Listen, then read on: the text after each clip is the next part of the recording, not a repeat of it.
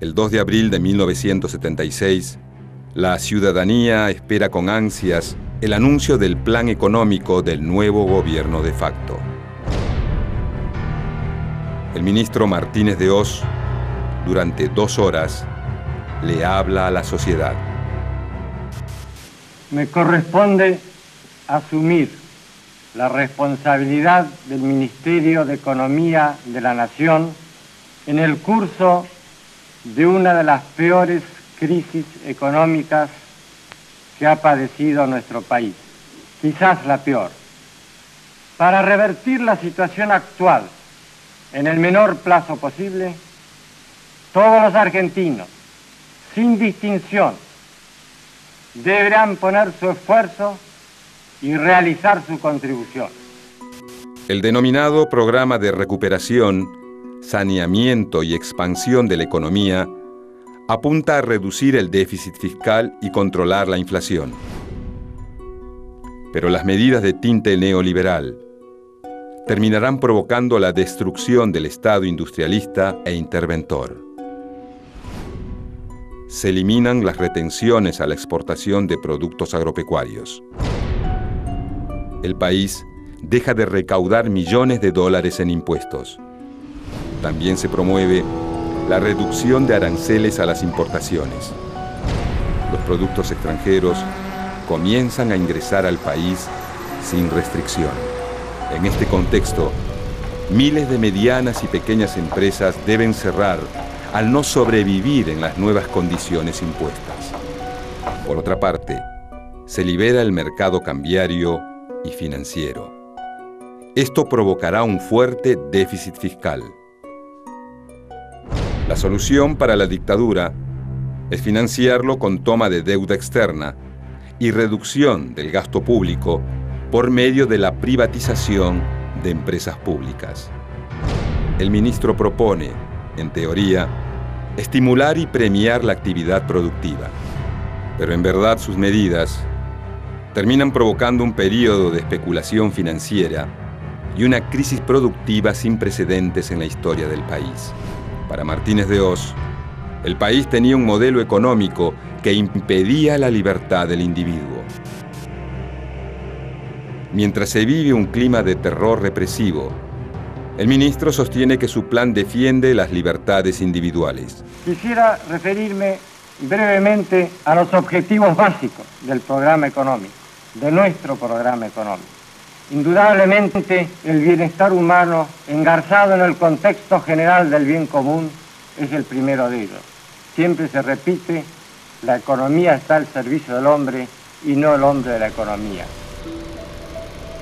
Sin embargo, a pesar de la prédica, el plan de Martínez de Hoz solo beneficia a unos pocos.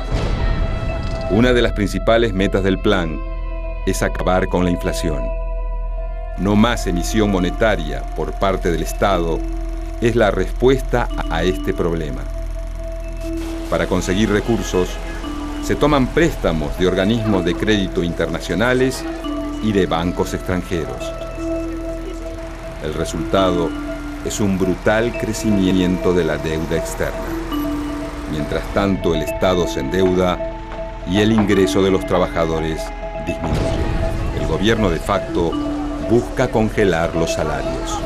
Para eso, suspende las negociaciones paritarias entre los sindicatos y los empresarios. De ahora en más, los aumentos serán establecidos por el Estado. De esta manera, los trabajadores son los principales perjudicados por la inflación. Sus ingresos están congelados, mientras que los precios siguen aumentando. El plan de la dictadura es bien visto por economistas relacionados con el mundo de las finanzas. Pero dentro de las Fuerzas Armadas hay algunas resistencias. El ala más dura y nacionalista del ejército, entre los que están el general Leopoldo Fortunato Galtieri, Guillermo Suárez Mason y Luciano Benjamín Menéndez, se opone al programa económico. La Marina también se muestra disconforme. Sus críticas esconden ambiciones políticas. El fracaso del plan económico podría traer como consecuencia el desplazamiento de Videla de la presidencia. Esto es lo que ambiciona Macera. La estrategia de los militares opositores es criticar los posibles recortes en compra de armamentos. Pero de fondo se esconde la lucha por el poder. La dictadura que gobierna el país está atravesada por tensiones políticas y económicas. Mientras tanto, el pueblo sufre la represión y el terrorismo de Estado. El plan económico del gobierno de facto comienza a implementarse de forma gradual. Aunque la principal meta del programa económico es detener la inflación, una de las principales decisiones es eliminar los controles de precios. Así, el mercado se encargará de fijar el valor de los productos sin intervención del Estado.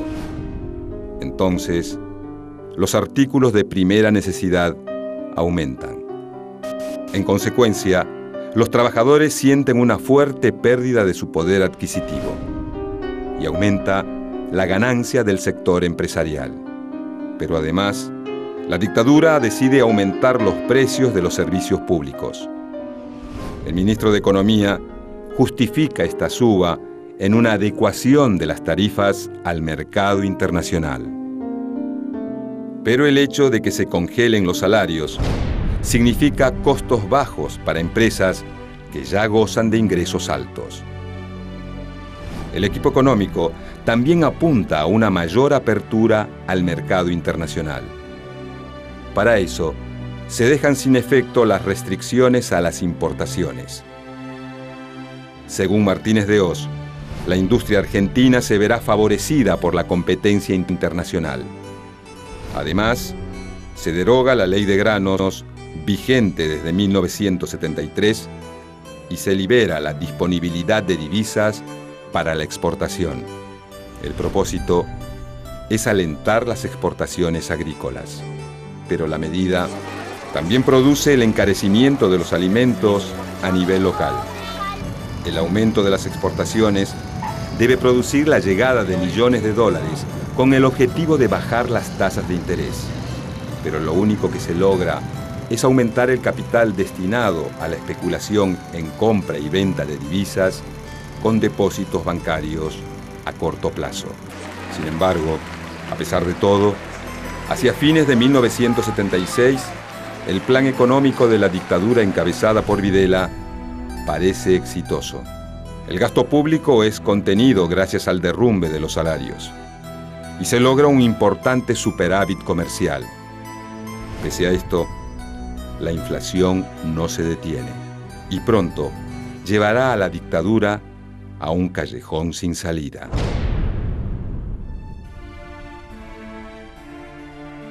En mayo de 1977, el gobierno de facto encabezado por Videla anuncia una serie de medidas que terminarán perjudicando a miles de ahorristas y pequeños empresarios.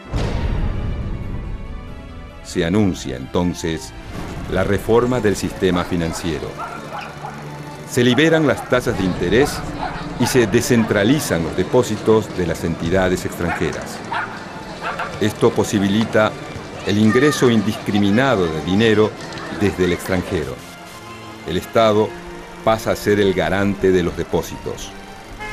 En consecuencia, durante los siguientes 3 años, las entidades financieras se multiplican. Surgen locales en los barrios que buscan atraer a miles de pequeños ahorristas quienes son tentados por las altas tasas de interés. Pero existe un problema. El Estado garantiza pero no controla al sector financiero. El riesgo de perder todo es muy alto. Sin embargo, nadie parece prestar atención a eso. A los pequeños y medianos empresarios les conviene cerrar sus fábricas. Ganan más dinero con la especulación financiera que con el trabajo productivo. Los recortes en la emisión de moneda y el congelamiento de los salarios no dan resultados. Mientras muchos ganan con la especulación, el desempleo aumenta, la inflación no da tregua y corroe el poder adquisitivo de los asalariados. En mayo de 1978, el gobierno de facto intenta revertir la situación. Se decide que el valor del dólar sea ajustado por el mercado internacional de divisas. Martínez de Hoz cree que esto detendrá la suba de precios, pero sucede todo lo contrario. La inflación crece al 8% mensual. Mientras tanto, el valor del dólar desciende. Esto provoca que bajen las exportaciones y que disminuya el ingreso de divisas a la Argentina. En 1979, al cumplirse 3 años del gobierno militar, la situación es grave. Al problema de la inflación se le suma el estancamiento de la producción industrial. En un gesto desesperado, la dictadura toma una decisión. Resuelve controlar el tipo de cambio. Se instrumenta un sistema de devaluaciones mensuales prefijadas. Se conoce popularmente como la tablita. Consiste en que cada mes el valor del dólar irá variando según una tabla que publica el Ministerio de Economía con antelación. De esa manera, el gobierno pretende igualar la inflación local a la internacional. Además, se profundiza la apertura comercial. Los productos importados tienen más facilidades para entrar al país. Pese a los pronósticos, la inflación sigue disparándose. En un año, los precios suben un 163%. La industria nacional es severamente castigada por el nuevo sistema. Aquellas empresas que no pueden competir con los productos importados cierran. Otras optan por transformarse en importadoras. Ante esta situación, muchos argentinos tienen que recurrir a distintas estrategias para sobrevivir.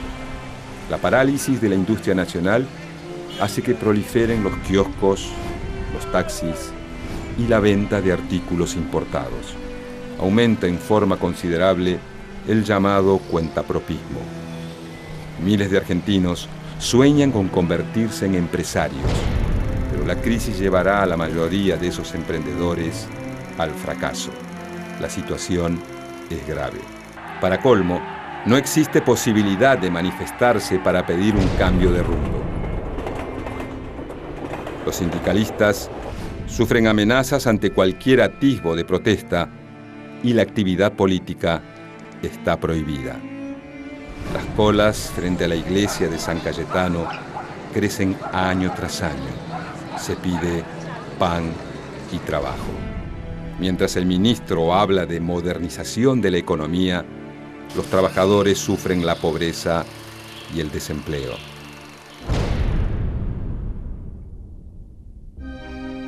Para 1980, el país tiene un problema en la balanza comercial. El déficit llega a 519 millones de dólares. En busca de obtener divisas para sostener su plan, el gobierno de facto hace que las empresas estatales se endeuden en el exterior para luego transferir esos recursos al Tesoro Nacional. Como consecuencia, la deuda externa crece notablemente. El equipo de Martínez de Hoz, que sigue los lineamientos surgidos en la Universidad de Chicago, empieza a acusar a las empresas estatales de ser ineficientes. Se las culpa por ser responsables de los problemas de financiamiento del país. Se plantea entonces un proceso de privatizaciones, pero Martínez de Hoz no consigue el respaldo total de las Fuerzas Armadas. Macera, Galtieri y Menéndez, que aspiran suceder a Videla, se oponen. Sin embargo, el ministro consigue transferir hospitales y escuelas a las provincias para reducir el gasto público. Se intervienen las obras sociales y se reducen sus prestaciones. Por primera vez en 30 años, el acceso de los trabajadores a la salud se convierte en un problema. Además, la falta de controles por parte del Estado permite el florecimiento del trabajo en negro. La industria argentina vive tiempos dramáticos. Todos los días cierran fábricas y talleres. Las ramas más afectadas son la textil, la metalmecánica y la de electrodomésticos. La desocupación crece. Pero mientras los argentinos caen en la pobreza, hay grupos económicos poderosos que viven días de esplendor. Se aprovechan de las reformas impuestas por el Estado y se dedican a la especulación utilizando una operación que se conoce popularmente como bicicleta financiera. Toman créditos en dólares en el exterior, ingresan el dinero en la Argentina cambiándolo a pesos y luego lo colocan en un plazo fijo con altas tasas de interés. Finalmente, vuelven a sacar el dinero del país y cancelan el crédito en el exterior. Este tipo de operaciones permite alcanzar ganancias del 150%. Con un simple movimiento de dinero se genera un negocio altamente lucrativo. Pero el que paga la fiesta especulativa es el Estado.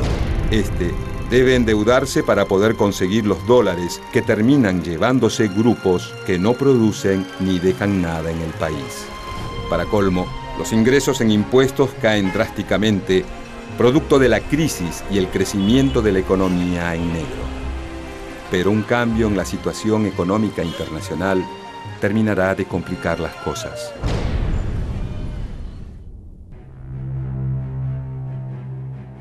En 1980, Estados Unidos y la Unión Soviética, las dos potencias principales del mundo, se encuentran en medio de una disputa. Dos modelos están en juego: el capitalismo y el comunismo. Con la llamada Guerra Fría, se gastan fortunas en producción de armas, preparándose para una hipotética Tercera Guerra Mundial. Esto lleva a que el déficit fiscal de los Estados Unidos alcance límites impensados. El presidente norteamericano Ronald Reagan, también influenciado por las ideas neoliberales de Milton Friedman, toma una decisión que tendrá repercusión directa en la Argentina. Decide financiar el déficit con créditos en lugar de emitir moneda. En definitiva, aplica las mismas recetas que Martínez de Oz. Con este método, las tasas de interés aumentan en Estados Unidos. Y eso traerá graves consecuencias sobre nuestro país. Los capitales especulativos migran hacia la potencia del norte y esto provoca el derrumbe del sistema financiero argentino. Empiezan a escasear los dólares que sostienen la economía y los depositantes, alarmados por la posible falta de solvencia, retiran sus fondos. El Estado, que funciona como garante, no puede conseguir esos dólares. En enero de 1980, el sistema empieza a colapsar. Se producen una serie de quiebras sucesivas. El Banco de Intercambio Regional, el Banco Hispano, el Banco de los Andes y el Banco Odone. Las llamadas cuevas financieras que habían florecido en todo el país comienzan a quebrar una a una. Miles de depositantes pierden sus ahorros. Para marzo de 1981, la salida de capitales mediante la fuga o el pago de deuda externa es la más alta de la historia. No hay posibilidad de tomar créditos y gran parte de los sectores productivos atraviesa una profunda recesión. El plan de Martínez de Oz es el gran responsable. Videla vive sus últimos días como dictador, pero los militares se mantendrán en el poder. A fines de 1980, el aparato productivo del país se encuentra devastado. Ante este panorama, el movimiento obrero comienza a organizarse. Su líder es el dirigente cervecero Saúl Ubaldini, que está decidido a enfrentar como sea la dictadura sin importar las consecuencias. En marzo de 1981, el presidente de facto Jorge Rafael Videla anuncia su retiro del poder. Lo reemplaza en su cargo otro militar, Roberto Viola. Antes de marcharse, el ministro de Economía, José Alfredo Martínez de Oz, emite un discurso en el que habla de las bondades de su gestión. Remarca los grandes adelantos realizados y resalta que se establecieron las bases para las principales transformaciones de la nación. Sus palabras contrastan con la situación que se vive en el país. Desocupación, pobreza, endeudamiento y desindustrialización. El nuevo ministro de Economía, Lorenzo Sigot, a pocos días de asumir, pronuncia una frase que quedará en el recuerdo: el que apuesta al dólar pierde. Sin embargo, días más tarde, realizará una devaluación de la moneda nacional del 30%. Esto llevará a que la inflación se dispare a un 131% anual. La CGT, encabezada por Ubaldini, se vuelve la cara visible de la resistencia a la dictadura. El 7 de noviembre de 1981 organiza una multitudinaria marcha hacia la parroquia de San Cayetano bajo el lema Pan, Paz y Trabajo. Esta es la primera manifestación pública de rechazo a la dictadura militar y su política económica. El final de la dictadura se acerca.